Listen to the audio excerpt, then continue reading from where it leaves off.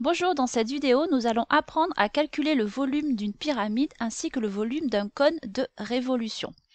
Alors, tout d'abord, pour rappel, je t'ai remis ici la forme d'une pyramide et ici, tu as le cône de révolution.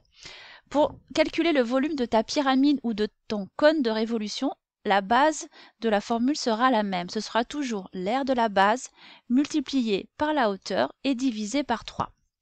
Alors, quelques rappels sur les différentes aires des formes géométriques que nous avons vues les années passées, ainsi que sur le tableau de conversion des volumes. Je t'ai remis ici la formule qui te permet de calculer l'aire d'un carré. Ici, tu as l'aire du rectangle, du cercle, ainsi que du triangle. Et donc, ce tableau de conversion des volumes que tu dois connaître et être capable de reproduire et bien sûr d'utiliser.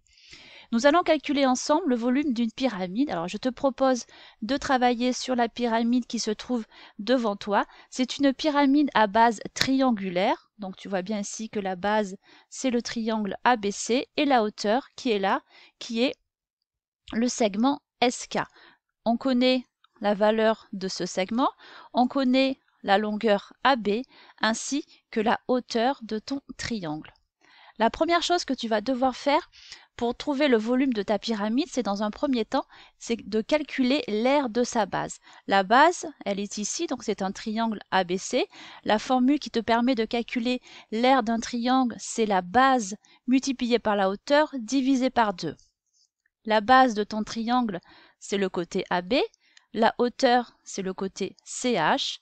Donc, l'aire de ton triangle sera de 10 cm².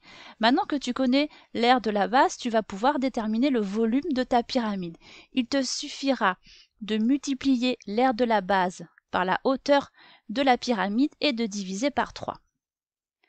Ça nous fait donc 10 multiplié par SK, qui est ici la hauteur de ta pyramide divisée par 3. Si tu fais les calculs, tu vas trouver que le volume de ta pyramide est de 11,67 cm3. Alors, on ne va pas oublier de noter la phrase réponse. Voilà, cette vidéo est terminée. Je te propose de nous retrouver pour une prochaine vidéo.